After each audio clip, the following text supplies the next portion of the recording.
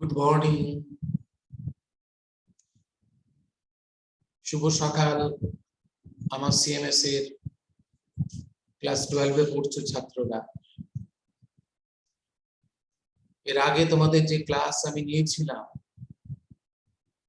সেই চ্যাপ্টারটা ছিল রিপ্রোডাক্টিভ হেলথ, জননগত স্বাস্থ্য। এই চ্যাপ্টারের উপরে একটা ইন্ট্রোডাকশন আমরা লাস্ট ক্লাসে নিয়েছিলাম। হিউম্যান রিপ্রোডাকশনের পরে রিপ্রোডাক্টিভ হেলথ এটাকে কেন সিলেবাসের মধ্যে আনা হয়েছে। তো এখানে যে বিষয়বস্তুগুলো আলোচনা করা হবে সেটাও তার একটা গাইডলাইন আমরা লাস্ট ক্লাসে দিয়েছিলাম। আজকে আমরা সরাসরি এই সিলেবাসের মধ্যে এন্ট্রি নেব। শুরুতেই যে জায়গাটা আমরা ফোকাসে আনতে চাই সেটা হচ্ছে পৃথিবীব্যাপী যে ওভার পপুলেশন, জনসংখ্যার যে বৃদ্ধি আমাদের কাছে ভীষণই alarming.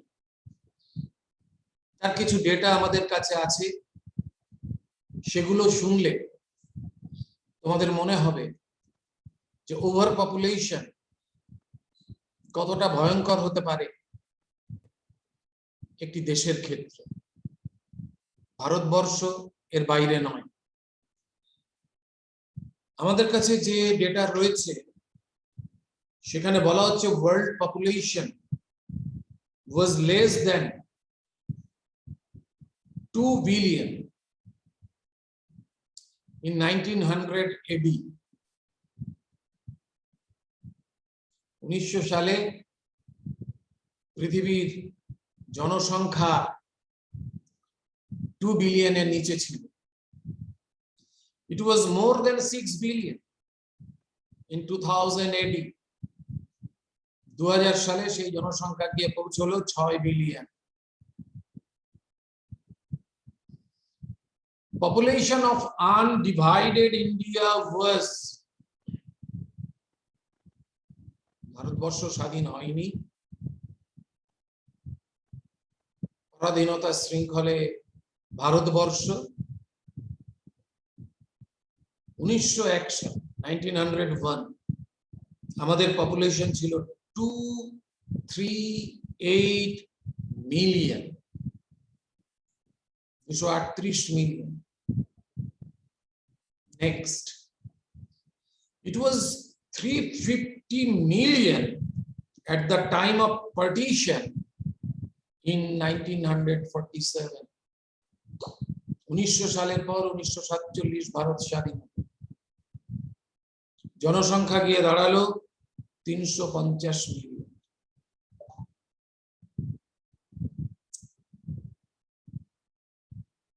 $1 billion in May 2000, 1 billion in May 2000, and 1.21 billion in 2011. Every 10 years census. While the world population rose by slightly more than 3 times, Indian population grew by nearly 5 times during the 20th century. Today, India accounts for 17.5% of the world population, with only 2.4% of the land area. The tremendous increase in size and growth rate of population is called population explosion.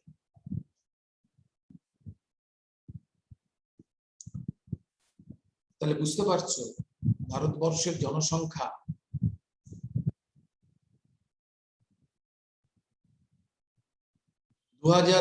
Last হয়েছে 2021, এটা pending. 2021 census report পৌঁছলে আমাদের জনসংখ্যা কোথায় গিয়ে পৌঁছবে? সাধারণত টিভিতে যারা বসেন মাঝে মধ্যে তাদের কাছ থেকে শুনতে পাই কেউ বলে 130 কোটি, কেউ বলে 140 কোটি। এই সংখ্যা ক্রমাগত যদি বাড়তে শুরু করে, অদূর ভবিষ্যতে ভারতবর্ষের পপুলেশন কোথায় গিয়ে পৌঁছবে সেটা ভাবলেই আমরা শিউরে উঠি। এই অধিক মাত্রায় জনসংখ্যা একটা দেশের বিভিন্ন ধরনের সমস্যা ডেকে আনে। সেটা খাদ্যের হোক, বস্ত্রের হোক। 5টা আমাদের যে মৌলিক অধিকার আছে সংবিধানে, সবকটাই সমস্যার মধ্যে। অলরেডি আমরা তাতে বিলং করছি, আগামী দিনে আরো বেশি সমস্যা আমাদের সামনে আসবে। তাহলে সেই জায়গায় জন্ম নিয়ন্ত্রণ বা বার্থ কন্ট্রোল এটাই একমাত্র উপায় সমাজে এই জনবিস্ফোরণ যাতে না ঘটে। এবং সবচেয়ে সৌভাগ্যের কথা এবং আনন্দের কথা যে ভারতবর্ষই প্রথম পৃথিবীতে এমন একটা দেশ, এটা আগেও আমরা বলেছি 1951 সালে ভারত তখন সবে স্বাধীন হয়েছে। সেই সময়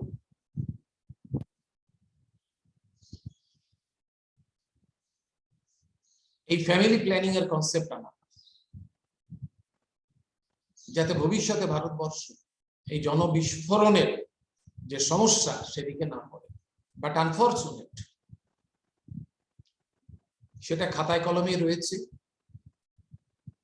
হাম দো হামারা দো এই ছিল স্লোগান।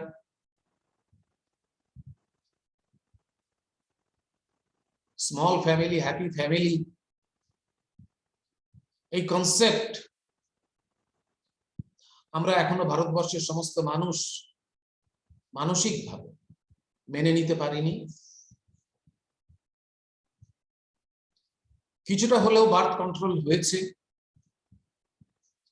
গণসচেতনতার মাধ্যমে। আমাদের আরো এ বিষয়ে সচেতন হতে হবে।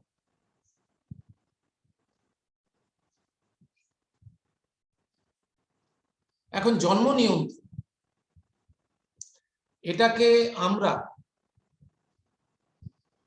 কনসেপশন বা বাংলায় যেটাকে বলা হচ্ছে গর্ভনিরোধ, তার মধ্য দিয়ে আলোচনা করব। Just a minute.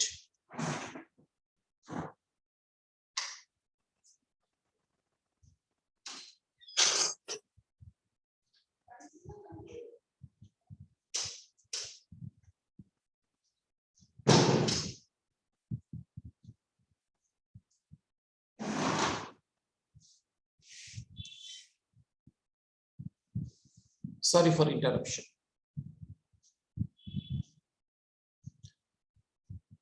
তাহলে এই জায়গায় দাঁড়িয়ে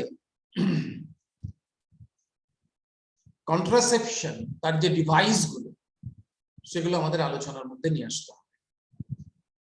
এখন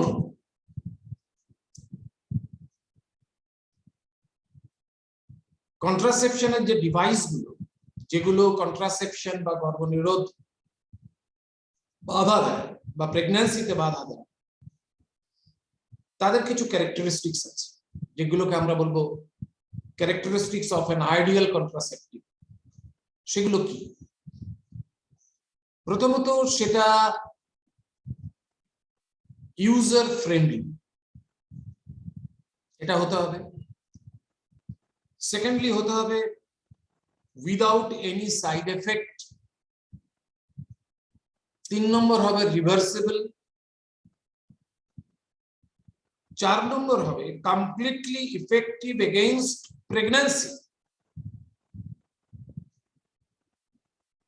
তাহলে এগুলো হচ্ছে একটা আইডিয়াল কন্ট্রাসেপটিভের character. I repeat, user friendly, that means comfortable and easy to use, without any side effect, কোনো পার্শ্ব প্রতিক্রিয়া থাকবে না, রিভার্সিবল, বারবার ব্যবহার করা যেতে পারে, কমপ্লিটলি এফেক্টিভ এগেইনস্ট প্রেগন্যান্সি, গর্ভাবস্থা এর বিরুদ্ধে এটা কাজ করবে। এখন এই যে ডিভাইস গুলো আছে সেগুলোকে বিভিন্ন ভাগে আমরা ভাগ করতে পারি। তার মধ্যে আছে যে বিষয়গুলো আমরা আলোচনা করব, ন্যাচারাল বা ট্র্যাডিশন, এটা একটা মেথড কন্ট্রাসেপশন। সেকেন্ড হচ্ছে বেরিয়ার, থার্ড হচ্ছে আইইউডিএস, ইন্ট্রা ইউটেরাইন ডিভাইসেস, নেক্সট হচ্ছে oral contraceptive, then injectable, implants, and finally the surgical methods. প্রথম যে ন্যাচারাল মেথডস নিয়ে আমরা আলোচনা করব তার আন্ডারে আছে পিরিয়ডিক অ্যাবস্টিনেন্স। পিরিয়ডিক অ্যাবস্টিনেন্স, তোমরা এর আগে মেনস্ট্রুয়াল সাইকেল পড়েছো, তাহলে মেনস্ট্রুয়াল সাইকেলে তোমরা জানো যে মোটামুটি সাইকেলের মিডল করে অর্থাৎ ডে অফ 14 এই সময়টায় ওভিউলেশন হওয়ার সম্ভাবনা সবচেয়ে বেশি। সো একদম 100% নিশ্চিত হয়ে বলা যায় না যে 14তম দিনেই ওভিউলেশন হবে। তাহলে এখানে একটা রেঞ্জ আমরা ধরে নিই, মোটামুটি সেটা ধরে নাও পিরিয়ডিক অ্যাবস্টিনেন্সে বলা হচ্ছে 14তম দিন, এখান থেকে শুরু করে 14, 15, 16, 17 এরকম কয়েকটা দিন, যেহেতু ওভিউলেশন, তাহলে এই সময়টা সেক্সুয়াল ইন্টারকোর্স বা কয়টাস ইট ইজ ডেঞ্জারাস, তাহলে এখানে প্রেগন্যান্সি আসতে পারে। তাহলে সেফ পিরিয়ড, এই কটা দিনকে বাদ দিয়ে বাকিগুলো হচ্ছে সেফ পিরিয়ড, তখন সেটাকে আমরা পিরিয়ডিক অ্যাবস্টিনেন্সের মধ্যে আনি।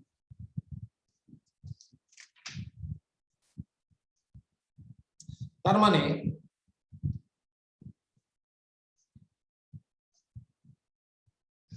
better to avoid sex from day 10 to 17 of the menstrual cycle. It is called periodic abstinence. Day 10 to 17 এর মধ্যে একটা যদি ওভিউলেশন হওয়ার সম্ভাবনা থাকে তাহলে এই সময় ইন্টারকোর্স করা উচিত নয়। এর বাইরে মেনস্ট্রুয়াল সাইকেলে যদি ইন্টারকোর্স হয় তাহলে সেক্ষেত্রে প্রেগন্যান্সি আসবে, তাহলে এটা একটা ন্যাচারাল মেথড। 2 নম্বর হচ্ছে withdrawal method. Method is based on withdrawal of copulatory organ of male before ejaculation. So semen discharge করার আগেই উইথড্র করাটাই হচ্ছে উইথড্রল মেথড, এটা একটা ন্যাচারাল মেথড। 3 নম্বর হচ্ছে lactational amenorrhoea. After birth mammary gland থেকে মিল্ক প্রোডাকশনস এবং ল্যাকটেশন, এটা মায়েদের ক্ষেত্রে লক্ষ্য করা যায় এবং এই সময় শিশু মাতৃদুগ্ধ পান করে। এটা মোটামুটি 6 মাস। তাহলে এই 6 মাস কিন্তু মেনস্ট্রুয়াল সাইকেল বন্ধ থাকে, সেই জন্য ল্যাকটেশনাল অ্যামেনেরিয়া। তাহলে এই সময় যেহেতু মেনস্ট্রুয়াল সাইকেল সিজ বা বন্ধ থাকে, তাহলে এটা একটা সেফটি, এটাও একটা ন্যাচারাল মেথডের মধ্যে। নেক্সট হচ্ছে বেরিয়ার মেথড। বেরিয়ার মেথডে বলা হচ্ছে যে there mechanical devices which prevent the deposition of sperm into vagina and their passage into the uterus. তার মানে শুক্রাণু যাতায়াতকে বন্ধ করা হবে। ফিমেল রিপ্রোডাক্টিভ ট্র্যাক্টের মধ্যে শুক্রাণু যাতে ফ্যালোপিয়ান টিউবে পৌঁছতে না পারে সেখানে বাধা দিতে হবে, তার জন্য কিছু ডিভাইস আছে।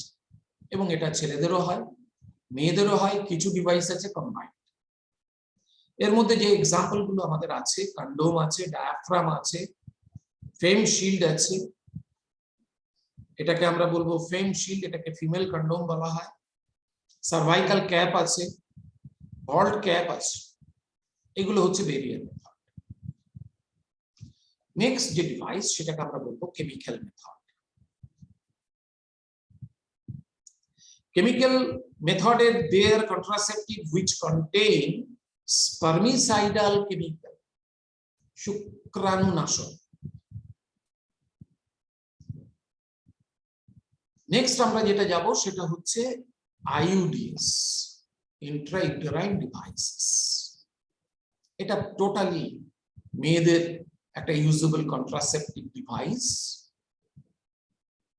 এবং ট্রেইন নার্স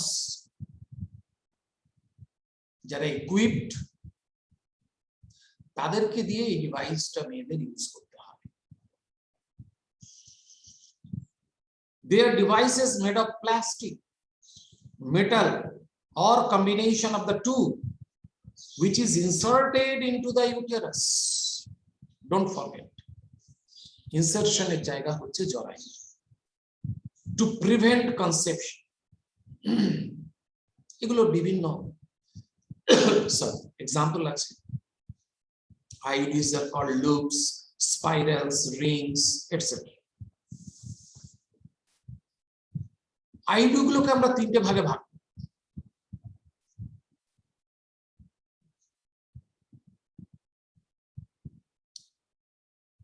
একটু লোডশেডিং হয়েছিল, আমি আবার ডিভাইসটা অন্য লাইটটা ইউজ করছি, একটু অপেক্ষা করো।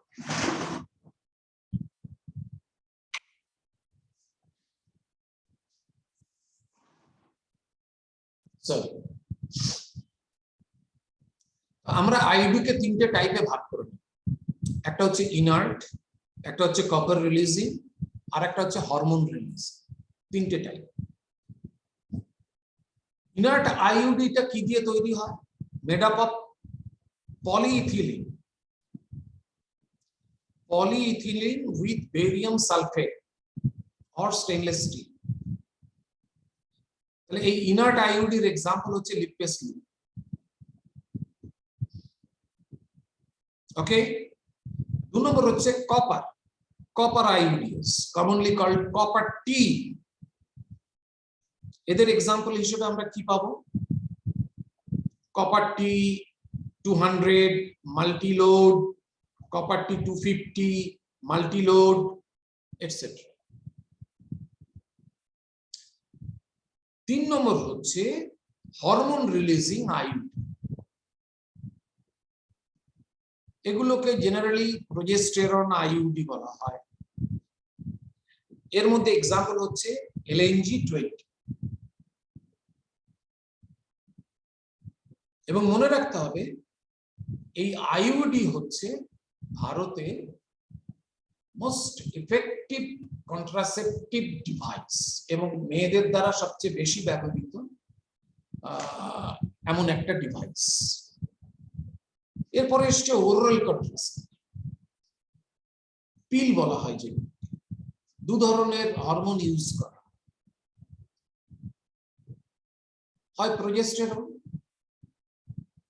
অথবা প্রোজেস্টেরনের সঙ্গে তোমার আছে এখানে ইস্ট্রোজেন। সিঙ্গেল যদি হরমোন ইউজ হয় মিনি পিল বলা হয়, আর দুটোকে একসঙ্গে ইউজ করলে বলা হয় কম্বাইন্ড পিল। এই পিল ইউজ করার একটা সময়সীমা আছে। The pills are taken orally for 21 days, 21 in a menstrual cycle. Starting from 5th day, তোমরা জেনেছো যে একটা মেনস্ট্রুয়াল সাইকেল স্টার্ট হয়, তার 3 থেকে প্রথম 5 দিন হচ্ছে তার menstruation phase. So 5th day থেকে এটা কিন্তু ট্যাবলেটটা ইউজ করতে হবে, and ending on 25th day. তাহলে কাউন্ট করলে তুমি দেখবে 21 দিন। It It is advisable to restart the course after a gap of 7 days. 7 দিন গ্যাপ দিয়ে আবার এটাকে শুরু করতে বলা হয়। কিভাবে হরমোনাল পিলগুলো সাহায্য করে? ইনহিবিশন অফ ওভিউলেশন, ডিম্ব নিঃসরণে বাধা দেয়। Alternation in uterine endometrium to make it unsuitable for implantation. রোপণ কোথায় হয়? জরায়ুর এন্ডোমেট্রিয়াম। সেই এন্ডোমেট্রিয়ামের মডিফিকেশনে হেল্প করে, এমন ভাবে এন্ডোমেট্রিয়ামটা ওই হরমোন চেঞ্জ করে দেয় যাতে ব্লাস্টোসিস্ট এই এন্ডোমেট্রিয়ামে এসে ইমপ্লান্টেড না হতে পারে। তার মানে এক কথা ইমপ্লান্টেশনে বাধা দেয়। Changes in cervical mucus impairing its ability to allow passage and transport of sperm. Uterus আর ভ্যাজাইনার মাঝখানে থেকে সার্ভিক্স, ওর যে মিউকাস লেয়ার সেটাকে চেঞ্জ করে দেওয়া হয় এই হরমোনাল পিল। তাতে কি হবে? শুক্রাণুগুলো এই সার্ভাইকাল ক্যানাল দিয়ে যেতে পারবে। আর 4 নম্বর বলছে inhibition of motility and secretory activity of fallopian tubes. শুক্রাণুর যে মোটিলিটি, তার যে চলন ক্ষমতা, সেই চলন ক্ষমতা কোনো পিল দিয়ে নষ্ট করা যাচ্ছে না। ফ্যালোপিয়ান টিউব তার একটা যে ওয়াল, সেই ওয়ালের ভেতরে ফ্যালোপিয়ান টিউব তার যে কন্ট্রাক্টিভিটি সেটাকে প্রিভেন্ট করে। অর্থাৎ inhibition of motility and secretory activity of fallopian tubes. তোমরা সবাই জানো যে ফ্যালোপিয়ান টিউবের মধ্যেই কিন্তু ফাইনালি ফার্টিলাইজেশন। সুতরাং তার এনভায়রনমেন্টটাকে যদি চেঞ্জ করে দেওয়া যায়, প্রেগন্যান্সি আসবে। তাহলে এই 4টে বিশেষ কার্যকারিতা ওরাল পিলের, এটা আমাদের মনে রাখতে হবে। এরপরে আছে কিছু ইনজেক্টেবল কন্ট্রাসেপটিভ। এটাও হরমোন দিয়ে ইনজেক্ট করা হয়।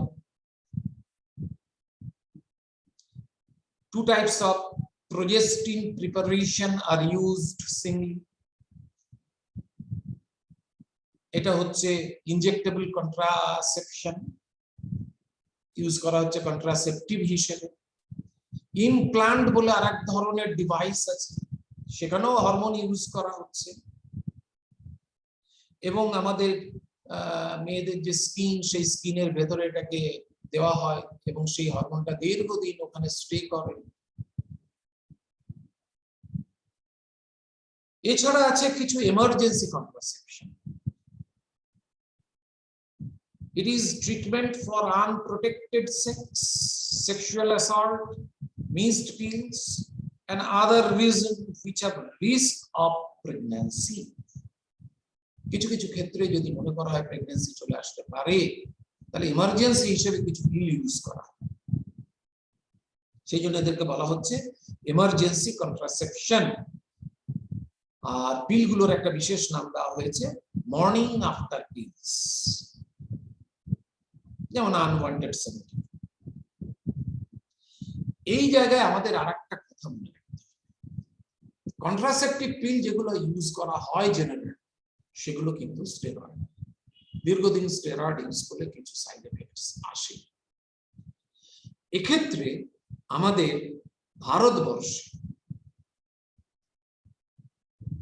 ভারতবর্ষে আমি একবার দেখি,